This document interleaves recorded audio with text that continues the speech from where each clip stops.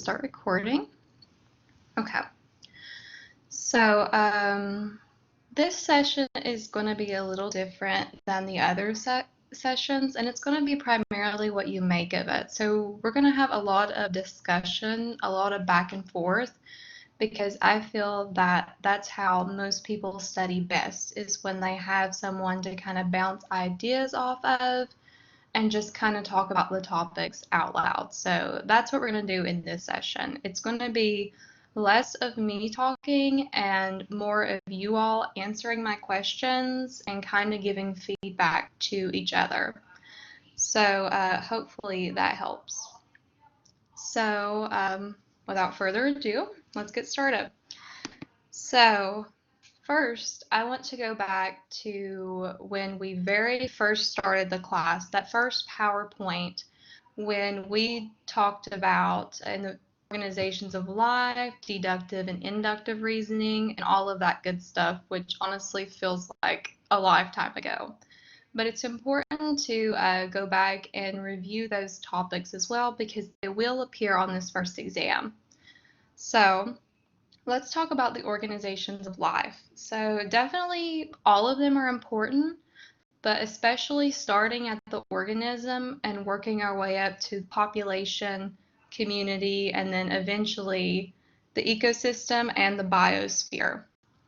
So can someone tell me what the difference between a population and a community is? And notice I keep asking you this question because it's an important distinction to make, and it's one commonly missed on the exam. So what's the difference between a population and a community? And you can feel free to use your audio, or you can send something in the chat.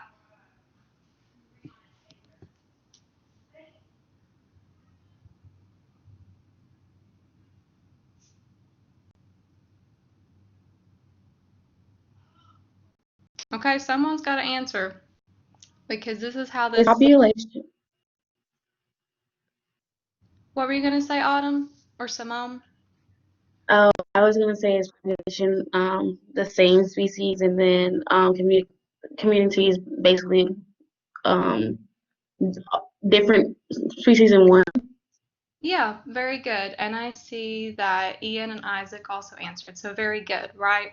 So population, we're talking about one species living in a single area, and community is a little bit broader than that, right? We're talking about multiple species living in an area.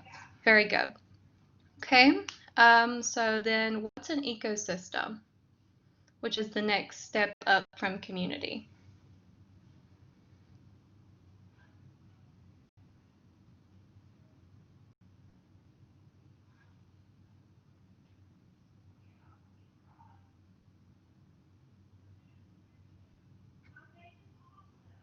Okay, somebody tell me what an ecosystem is. If you don't know, just, okay, all of the living organisms in place, everything in an area. Okay, yeah, so it includes all of your living and non-living things. So we're talking about, plants, animals, but we're also talking about the environment as well. Very good.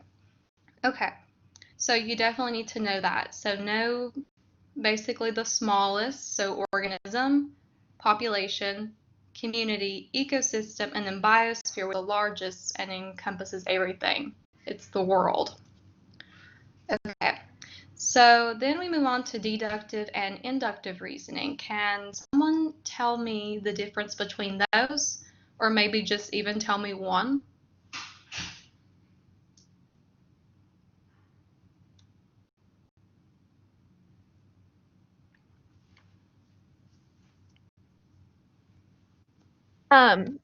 So like deductive is like specifics.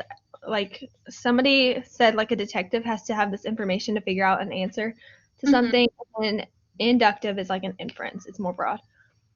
Very good. Yeah, so that's exactly it. And that's how you tell the difference between the two. So like you said, Megan, with deductive, you have a very small, a very specific conclusion.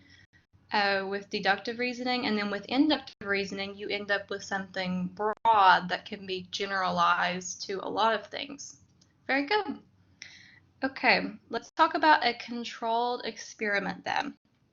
So if I'm having a controlled experiment, I want to have a controlled group, and then I want to have like controlled conditions or like baseline. So if I have baseline conditions, like when we were talking about the fertilizer and the plants, so what would be my baseline conditions? What would be an example of a baseline condition?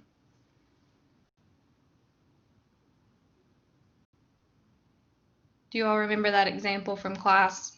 If not, just tell me, then we can go through it.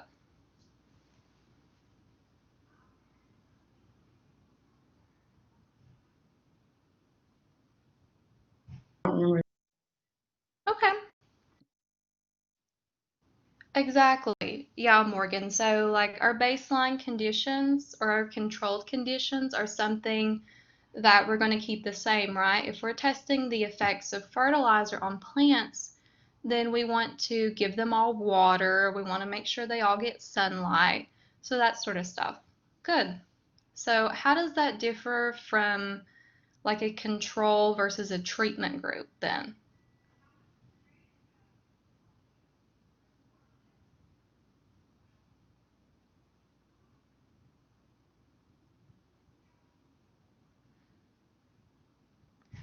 If we have a control group for the fertilizer experiment, is the control group going to receive the fertilizer or the treatment, or are they just going to serve as a comparison?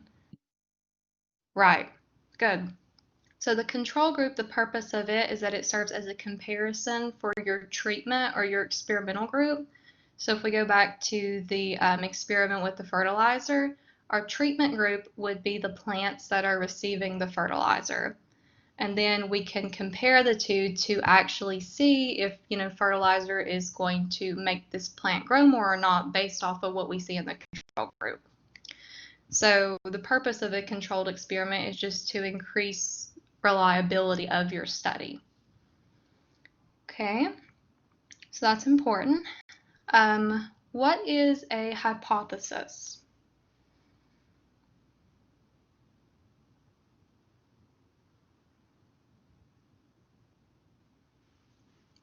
And you don't have to give me some elaborate definition or right. It's educate. And educated is the key part of that, right? Because you usually do some type of research or you have different observations and then you form your hypothesis. So it's important for you to know on the exam, I sent out a list of topics you should know. So characteristics of a good hypothesis. There are two main ones. In your notes, it says a hypothesis should be blank and blank. Can you tell me what those two blanks are?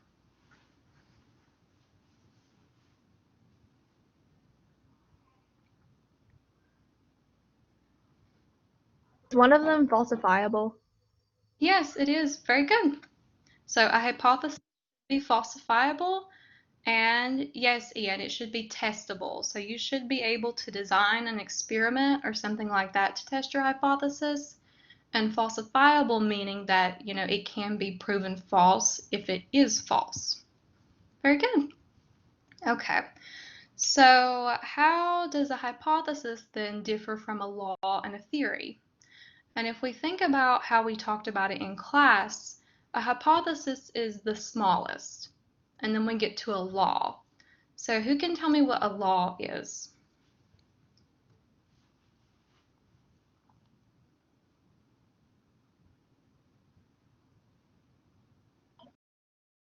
There's something that's like generalized or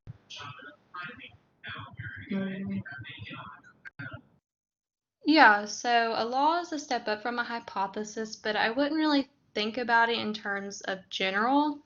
I usually like to think of laws in terms of like mathematical equations or something that's going to happen every single time.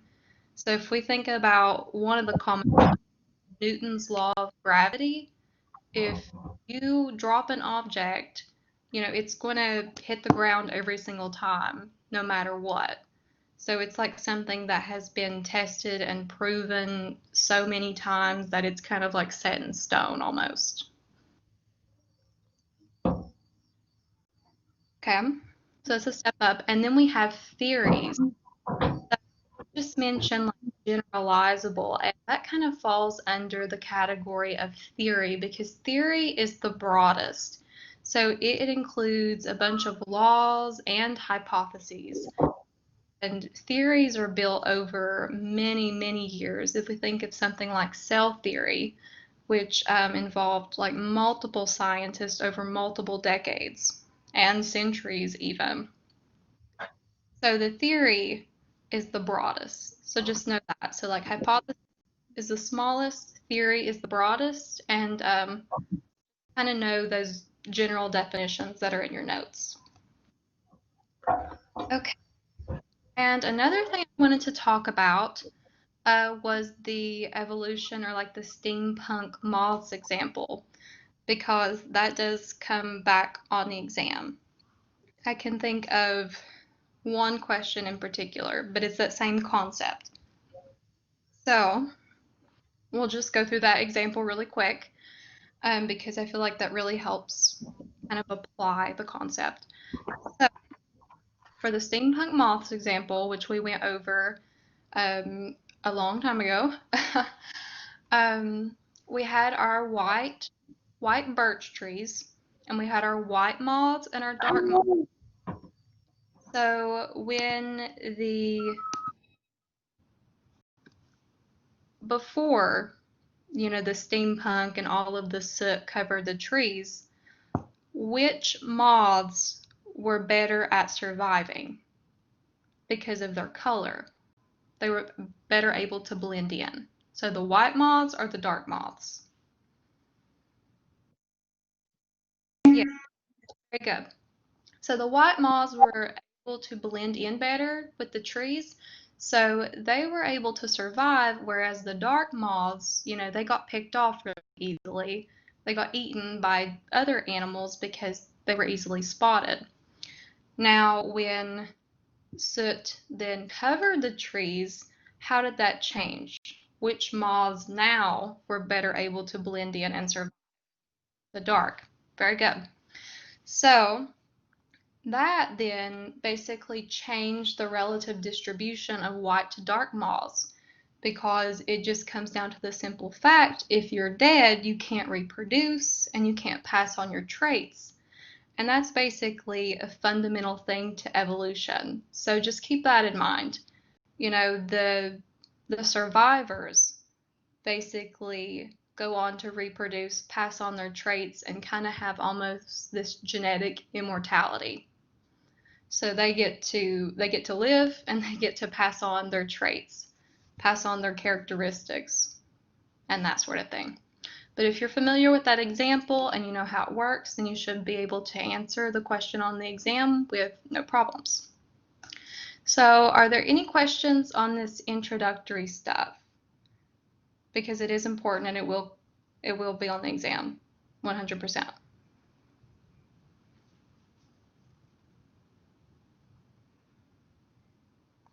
Okay, so let's move on to biomolecules then.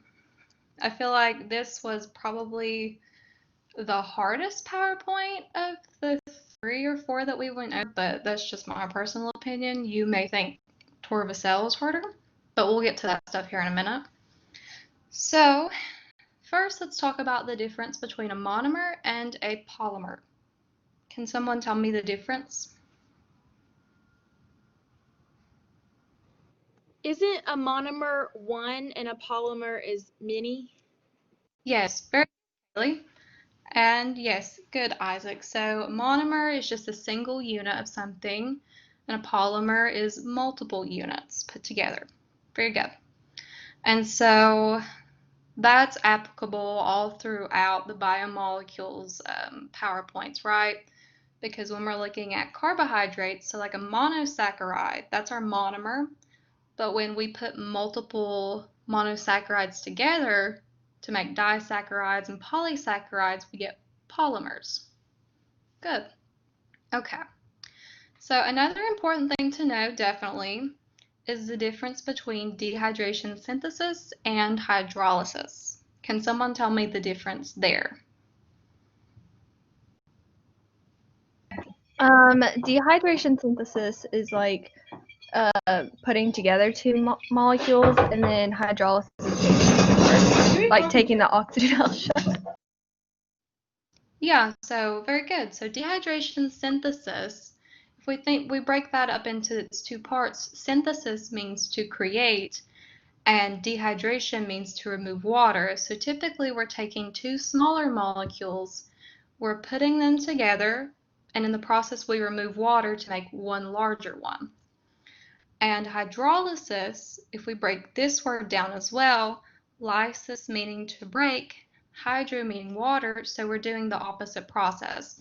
So we're adding water to break one larger molecule into two separate parts. So it's definitely important for you to know the definition of each of those and know how it applies, especially with carbohydrates, because we went over these two concepts a lot with carbohydrates. So if she shows you a pair on the exam of like carbohydrates coming together or coming apart, you need to be able to identify that as dehydration synthesis or hydrolysis. Okay, so for all of these biomolecules, we're going to go through one of them, well, each of them at a time.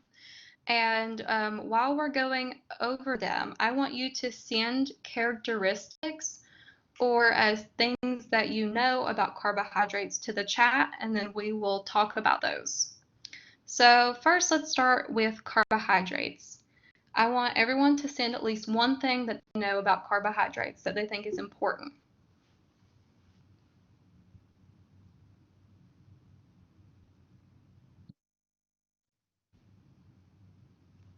Okay. Keep on.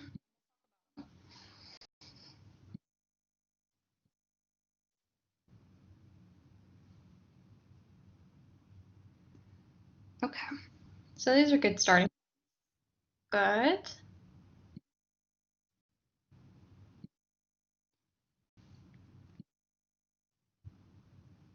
All good things. Yeah, so you guys are totally right. So let's talk about what some of you all put. So monomer is a monosaccharide. You're absolutely right. So when we are looking at carbohydrates, so a single carb is a monosaccharide. We put two of them together, disaccharide, and then 3 plus is polysaccharide. Okay, I see. Yeah. Okay, so a unique trait of a carbohydrate is the many hydroxyl groups. So we didn't see those in really any of our other biomolecules, at least to the degree that we saw them in carbs. Because when we look at carbs, you know, they've got like 5 or 6 hydroxyl groups. And that's what ultimately contributes to the hydrophilic state. And hydrophilic means water-loving or polar. Good. Yeah, they dissolve easily in water. They also have a carbonyl group. So it's important for you to be able to identify these different groups because I do know of at least one question on the exam where she does circle a specific group of biomolecule and asks you to identify it. So definitely know the carbonyl, the carboxyl, hydroxyl, etc. Okay. So they're used as energy for the cell. Very good. Building blocks. Yeah, all of this is really good stuff. So, yeah, so I think we hit the major points. So like monosaccharide, disaccharide, polysaccharide, many hydroxyl groups, and you also have hydration synthesis and hydrolysis. You need to know the uses, so like primarily energy for the cell. And yeah, I think that pretty much covers everything. Good job, guys. So now let's talk about lipids, which are a little bit more complex. So again, send me everything you know about lipids in the chat.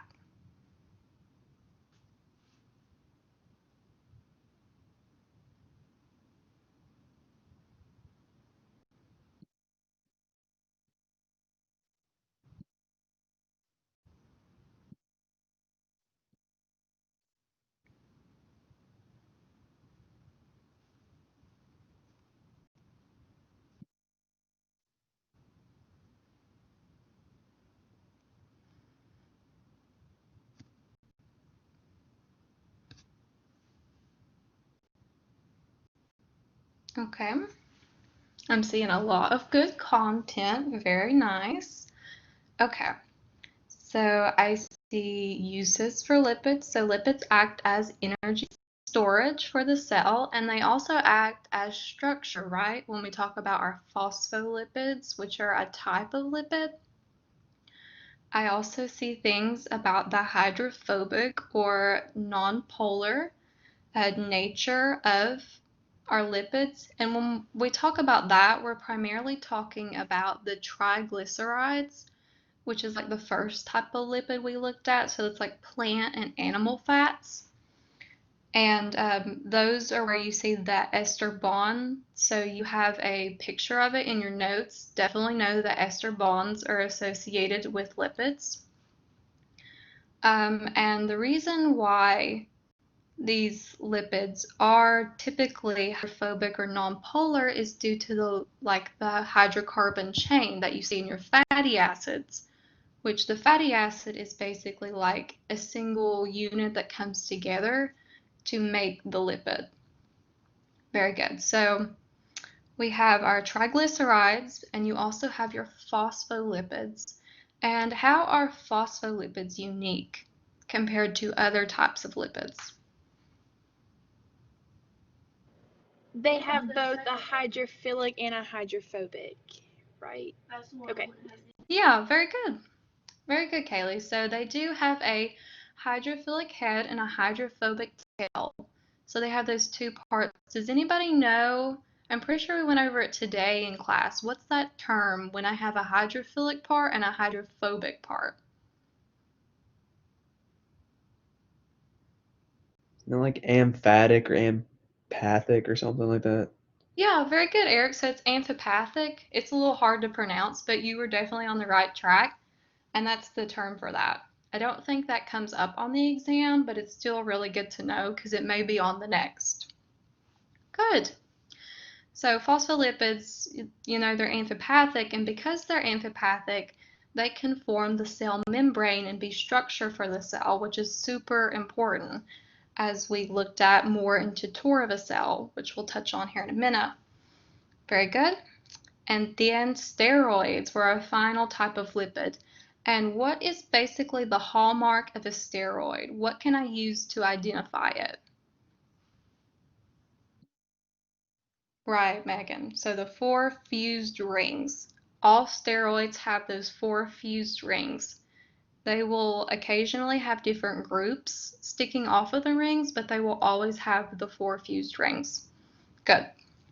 So if there's like a picture of a steroid, those four fused rings on the exam, and she asks what the biomolecule is this, A, carb, B, lipids, C, protein, D, nucleic acid, you would select what?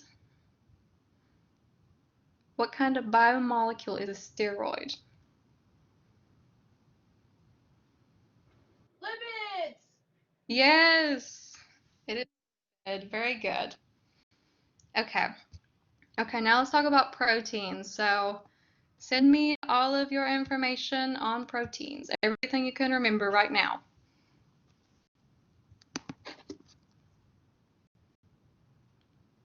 Good.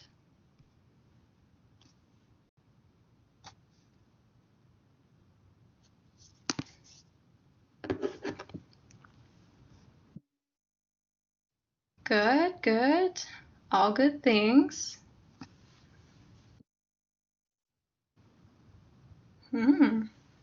Yeah. Okay, let's start talking about some of this stuff. So I see amino group and amino acids, so let's start there. So proteins are made of amino acids because a protein is also called a polypeptide. So when you put a bunch of amino acids together through dehydration synthesis, you can make your protein. Yeah, good. So when we look at the amino acid, which is the basic unit of a protein, we have an amino group, which is a new group. You don't need to know what the amino group is.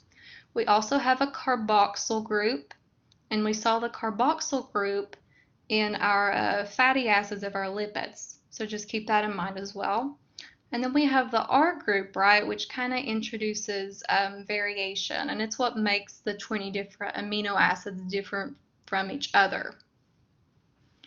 And it is true that proteins are the most versatile, they're the most diverse biomolecule. They can be used as enzymes, transport, regulation, protection, and the list goes on. So they really do a lot for the cell, and the cell definitely cannot function without them. Okay, so when we do dehydration synthesis to link two amino acids, what type of bond is formed?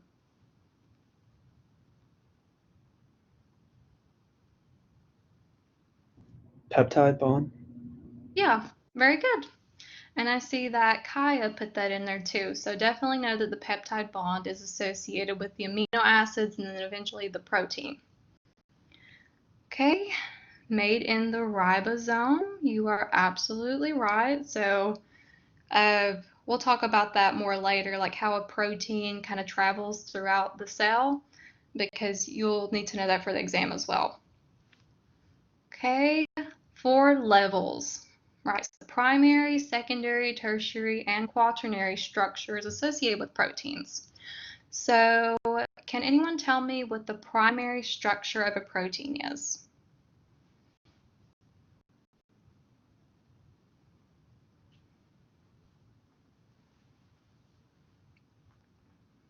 It's like linear and flat.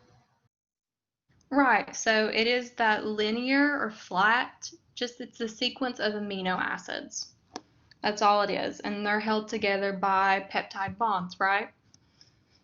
Okay, who can tell me what the 2 secondary structures are and what they're held together by? They're held by hydrogen bonds. Mm-hmm. Very good. And do you know the 2 structures?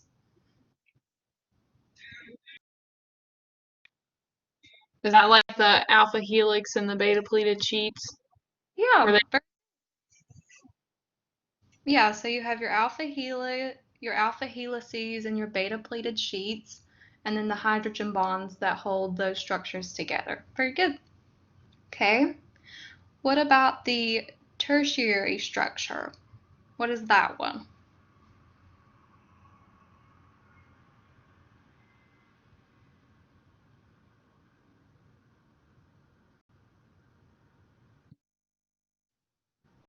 Okay. Yeah. So with the tertiary structure of a protein, we're finally 3D, right? 3-dimensional, and because we're 3-dimensional, we're finally functional, like we can do stuff in the cell.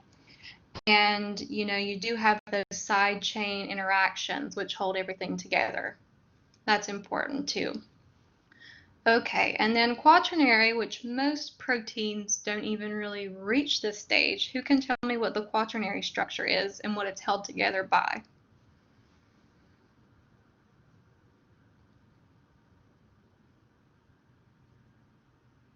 It's held together by ionic bonds and hydrogen bonds. Yeah, very good. So you're absolutely right. That is what the quaternary structure is held together by. And the quaternary structure is basically just like multiple proteins coming together to work as one unit. So the quaternary structure is really complex. And that's why, most proteins don't even get to that level.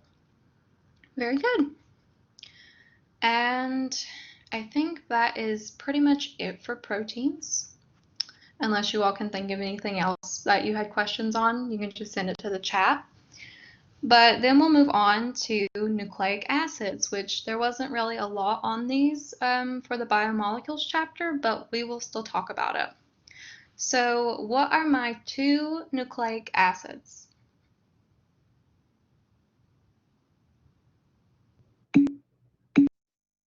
Good. DNA, RNA. Yeah. So then what's the difference in their function? So what are they used for? Let's say, what is DNA used for?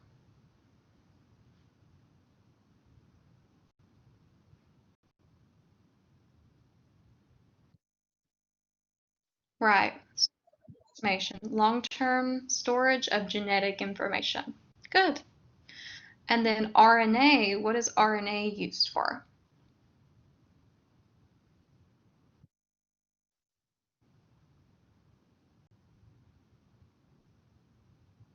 So DNA is used for the storage of the information. Okay. So RNA is actually used for protein manufacturing. Remember how she talked about RNA was single-stranded, so it's slinky, so it can get out of the nucleus? And the RNA is actually what's going to travel to the ribosome, and then the RNA is going to be translated into a protein, which you'll learn more about those transcription and translation processes later in the class, but you just need to know for now that RNA is involved in the manufacturing or making of proteins. Okay, so we said that RNA was single-stranded, so DNA is double-stranded. Definitely know that. Those are like one of the major differences between DNA and RNA. And then the final thing is the nucleotide. So who can tell me the 3 components of nucleotide, which is basically a single unit of like DNA or RNA. So you put a bunch of nucleotides together to make a nucleic acid.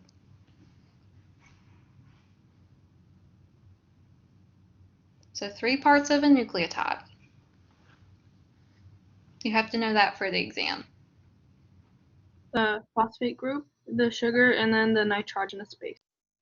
Yeah, very good, Kaya. So you do have your 5-carbon sugar. It's either, you don't have to know this, but I make the connection, a deoxyribose or a ribose, because if you look at the entire name of DNA and RNA, it's deoxyribonucleic acid or just ribonucleic acid. You also have your phosphate group and your nitrogenous base, which varies. Good. So I think that is also it for all things biomolecules. If there's anything that I didn't discuss that you want to, please feel free to let me know in the chat, and we will definitely discuss that. What was the main difference in DNA and RNA? So the main differences are in their double-stranded, single-stranded nature. So DNA is double-stranded while RNA is single-stranded, and their uses. So DNA is used for the long-term storage of genetic information in the nucleus, and then the RNA is involved in protein making. And those are the main differences you need to know for the exam. Okay. Everybody good? So biomolecules and the introductory stuff, because now we're going to move on to a tour of a cell.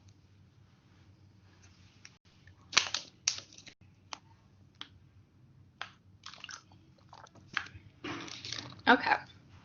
So let's move on to the new stuff. And this is just a picture of the biomolecules. So carbohydrates, the many hydroxyl groups, and when put into like water or aqueous solution, they can form the rings. Protein, this basically just shows you an amino acid, which, you put many of those together to make a protein. a lipid. This is a fat acid of a lipid, which is like one of those single units. And then this is a nucleotide, which makes up a nucleic acid. Okay. So now let's move on to the newer stuff. So you definitely need to be familiar with cell theory and what it is and who's involved with it. So we talked about Robert Hooke and his little experiments with cork, and he kind of coined the term cell because of, he said that they look like prison cells.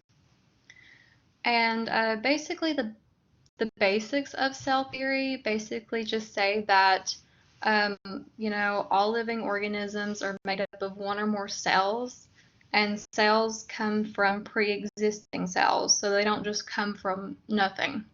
And that's also called biogenesis. And then we also talked about the lower limit versus the upper limit. So who can tell me what the lower limit is?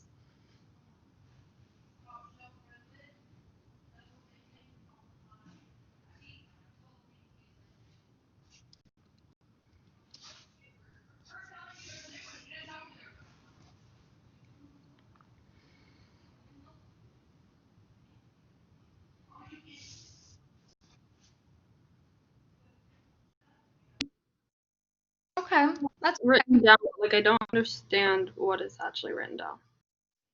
Oh, so on the point, it's like a few slides in, she talks about the lower limit and the, okay, so Isaac says the minimum needed to survive and reproduce. Yeah.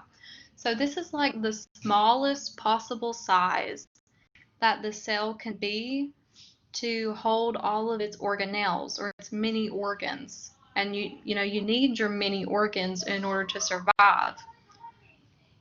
Okay? So that's the lower limit. It's like the bare minimum size needed for survival and reproduction. That's a really good definition. Okay, and then the upper limit. So what's the upper limit of size? So those two kind of go together.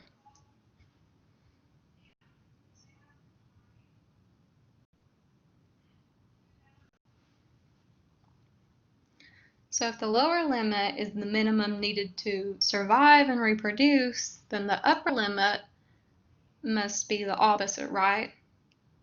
This is like the biggest that we can possibly get before. The max. Yeah, very good, Kai. So it's the max. So the lower limit is the minimum. The upper limit is the maximum size that we can get before we just get too large and we can't feed the cell enough and we can't get rid of its waste quick enough. And that's with the surface to volume ratio. That's what she was talking about in class. Okay, very good. When you say like minimum requirement, like what do you mean by that? So that's like the smallest they can get before, I'm trying to think of a way to put this. That they can still hold all of their organelles and not kick any out by getting any smaller. So it's like the smallest they can be to fit everything in. Does that make more sense? Yeah, thank you. Okay, you're welcome. So like if you get way too small, you're going to have to start getting rid of organelles. And you can't get rid of organelles because every single one of them are important to the cell and important to its ability to like make energy and like metabolize and all that good stuff. So the lower limit is just like the smallest it can get and still have all of its organelles. Okay. So does lower limit versus upper limit make sense to everybody?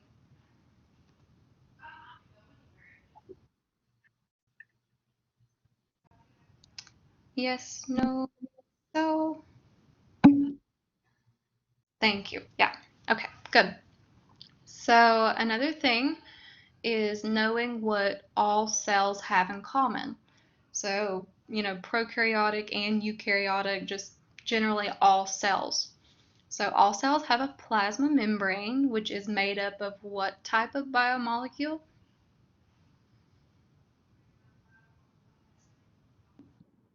Yeah, very good. Lipids. Those are your phospholipids, right? They have cytoplasm, which Dr. Arnett refers to it as the ocean, if you want to think about it that way. But basically, the cytoplasm is what all of the organelles are kind of like suspended in. And it's that, I think what she put it in the notes, substructural material inside. But you just have to note that it's inside the cell. Okay, organelles, right? We have many organs that do functions for a cell. And then we have DNA. So you need genetic information. So those are important. Okay, so I took a look at the exit tickets, and I noticed that there was a lot of confusion about prokaryotic versus eukaryotic cells, so I'd like to go over that really quick. So your prokaryotes are basically all of your bacteria. I know someone was confused, what a prokaryote was, and these are just very early organisms, so like they've existed for a long time, and they're very small and very simple compared to a eukaryotic cell. So you can just think of prokaryotes as primarily your bacteria. So they have the cell wall with the sticky capsule. That's important to know. And I also saw that somebody asked what the sticky capsule is.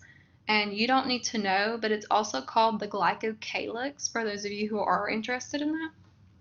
So it's made of sugars, and sugar is what makes it sticky. This is a big one. So the DNA is in the nucleoid region. So prokaryotic cells do not have a nucleus. They have like a region where they store their DNA, but it's not an actual organelle.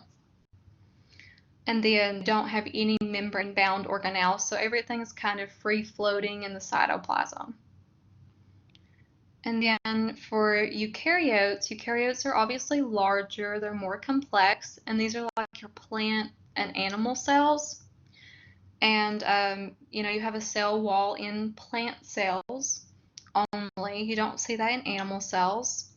No sticky capsule is present.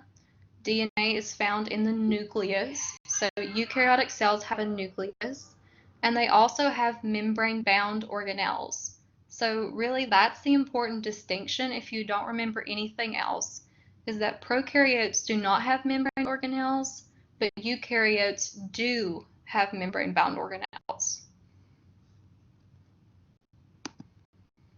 Okay, so also on that study guide I sent out, you're going to have to be able to look at an animal cell and kind of pick out the structures. So we're going to do that, and as we pick out the structures, we're going to talk about, their function, or like what's the purpose of them. So let's start with the nucleus, which is right here in this picture of an animal cell, which is also found in your notes. So what's the purpose of the nucleus?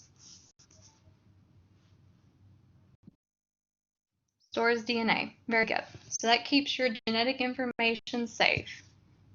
And surrounding the nucleus is the nuclear envelope.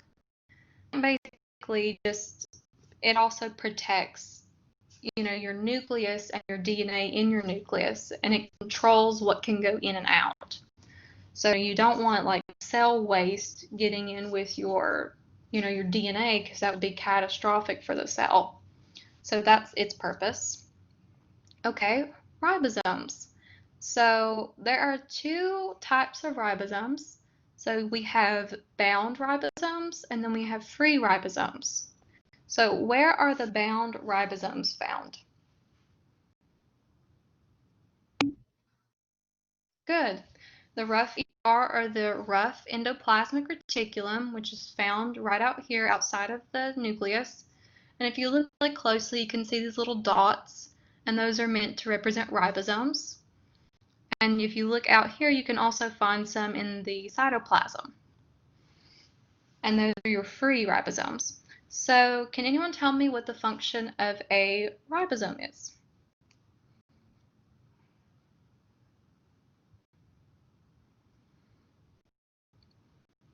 To make protein? Yeah, very good, Kaya. So ribosomes are involved in making proteins. And that's also the function of the rough ER too, right? Because it has all of those ribosomes on it. Good. Okay, what about the smooth endoplasmic reticulum? What's its function? It does 4 main ones. It detoxifies drugs and poisons. Yeah, very good. That's one of its main functions. It also synthesizes lipids, it metabolizes carbs, and just know those 4 that are associated with the smooth endoplasmic that the rough doesn't, because it doesn't have any ribosomes on it, so it can't have the same function. And it's over here off to the side. Okay, the Golgi apparatus or Golgi body is right here. So, what is the function of the Golgi body?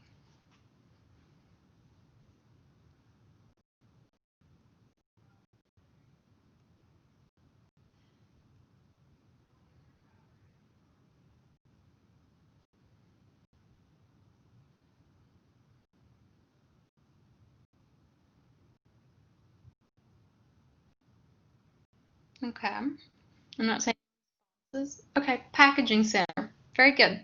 So the Golgi basically is going to receive the protein from its cis phase, and as the protein travels through here, the Golgi is going to modify the protein, and then it's going to package the protein, and it's going to determine basically where the protein or whatever is in the Golgi is going, its location in the cell.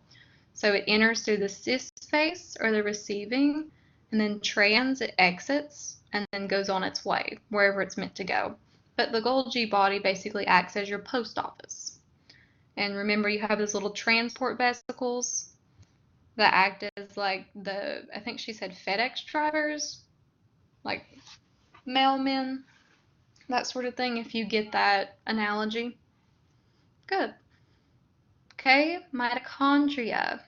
So here's a mitochondria. Can someone tell me what the function of a mitochondria is?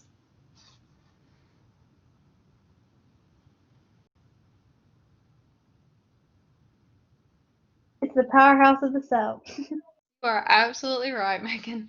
So the mitochondria is the powerhouse of the cell. I would say in that really high voice that she does, but I just don't think I can do that as well. So I like when she does that. I don't know why, but mitochondria basically produces the ATP, the currency of the cell, is what she says. So if you don't have a mitochondria as an animal cell, then I mean, you're not going to live for a very long time because you need energy to live and do the processes required for living. Good. And then you have all of your cristae, right? We talked about the folds. And the more folds I have, what does that mean for the mitochondrion? Are more folds a good thing or a bad thing? Good, right? Because the more folds we have, the more work we can do, and we can produce more energy. And we talked about that's why mitochondria are so efficient at all but making ATP compared to like a peroxisome or something like that.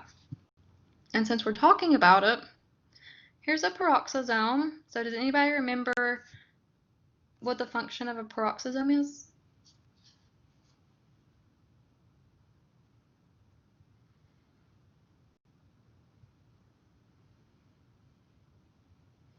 She didn't really mention much about it, and it doesn't come up on the exam, but it's still good to know. So peroxisome is kind of has the same function as a mitochondria. Same with the chloroplast, which you won't see a chloroplast in an animal cell, which is what this is. You would see it in a plant cell. And, you know, they're just involved in making ATP, right? So just remember that. And then with your chloroplast, you have your thylakoids, which is like probably one of my favorite words, honestly. Not sure why. And then the stack of thylakoids, the granum, but I honestly don't think those come up on the exam either. So mitochondria is super important. And I did not include the lysosome, but the lysosome is super important. So who can tell me what the lysosome is?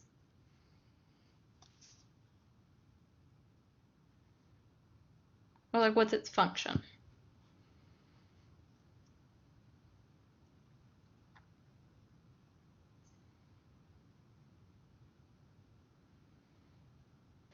Doesn't it break down things? I'm not exactly sure what it breaks down, but does it? Yeah, yeah, Okay. Kayla, you're absolutely right. So like the lysosome is the mini stomach of the cell, right? It will break down food, like defective or organelles that aren't working properly. Anything that the cell needs broken down, the lysosome is going to do that. Yeah, and the waste, yeah. Very good. So that's the function of the lysosome. And I think we covered pretty much all of the organelles. And then we have the cytoskeleton. Okay. Once I answer this question. Okay.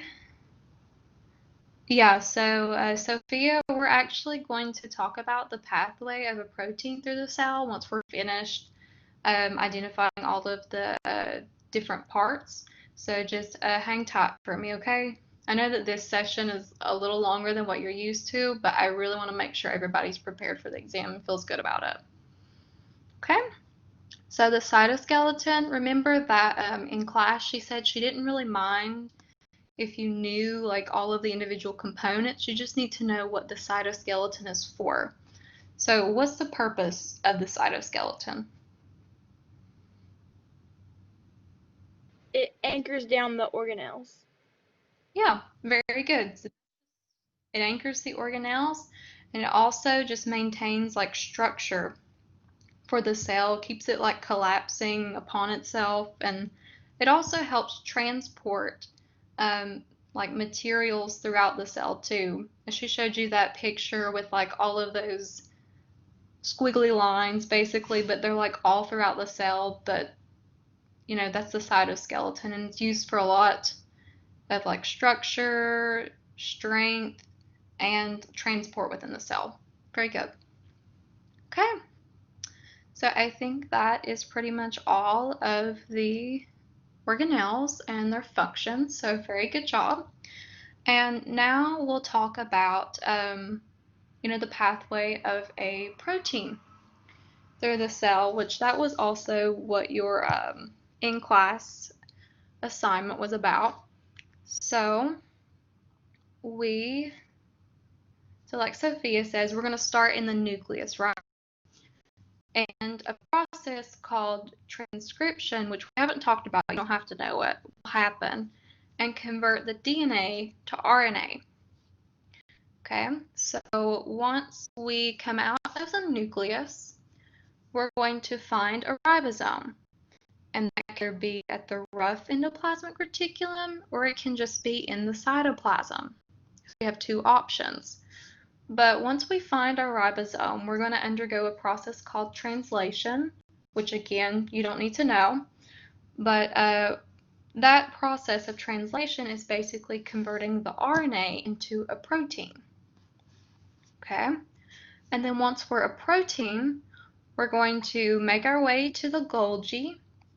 We're going to enter through the cis phase and come out through the trans. And while we're in the Golgi is going to be modifying us. It's going to be twisting us up into our secondary, tertiary, or even quaternary structures. And then it's going to send us on our way wherever we need to go in the cell. But that's pretty much it for that process, or all you need to know. So, are there any questions on that, or anything else that you have a question about that I didn't answer, or that you really are just having trouble understanding?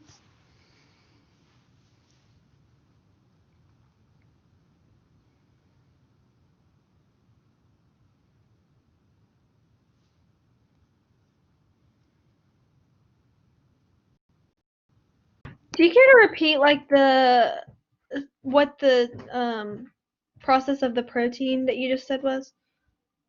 Yeah, so let me pull up the PowerPoint again. Okay. So can everybody see PowerPoint? Okay. So we start in the nucleus, right, with our DNA. Pretty much everything is always going to start in the nucleus because that's where all of our information to make things in the cell comes from. So we start in the nucleus, and we're going to be converted from DNA to RNA by a process called transcription. You don't have to know about transcription right now. That'll be a later topic, but I find it's easier to connect the two right now because you know the process by which, one nucleic acid is converted into another. But if it stresses you out or it doesn't make sense to you, you don't have to know that. Just know that you're going from DNA to RNA. Okay? So once I'm RNA, I'm single-stranded and I'm slinky. I can sneak out of the nucleus, and I'm going to find a ribosome because we said the function of a ribosome is to make protein.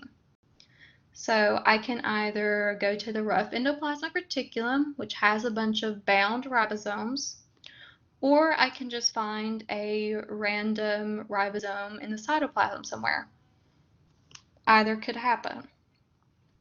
And then when I'm at the ribosome, I'm going to be converted into a protein. So where I go from there then is to the Golgi. Because the Golgi is basically going to fold me up into my secondary, tertiary, or whatever structure, and it's going to modify me, and it's going to package me and send me to wherever I'm needed in the cell. The Golgi makes that decision, so it's your packaging or like your post office. And then that's pretty much all you need to know for the exam. Does that make more sense?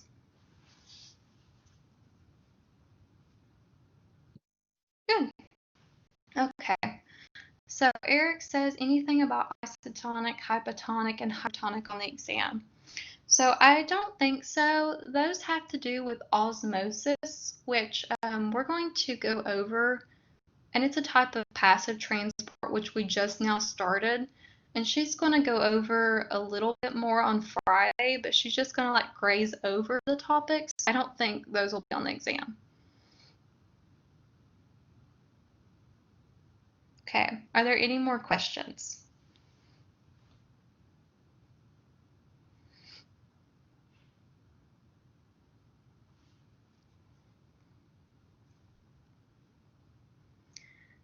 Okay. Where is the Kahoot at? So it's under week 5, I believe. There's like practice questions for exam 1. I think it's titled something like that, but it's a link to a Kahoot. You just click on the link and it takes you where you need to go, and then you can just start the game. But it's a really good way to review.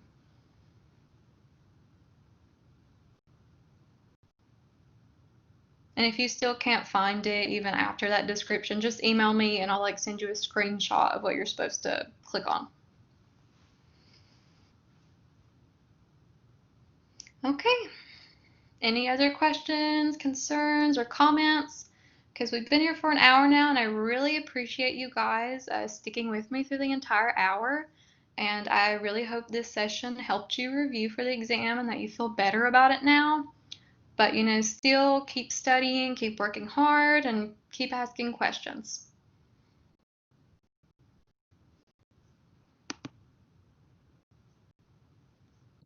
Okay, so that's all I have. Everyone have a very good night and get some well-deserved rest.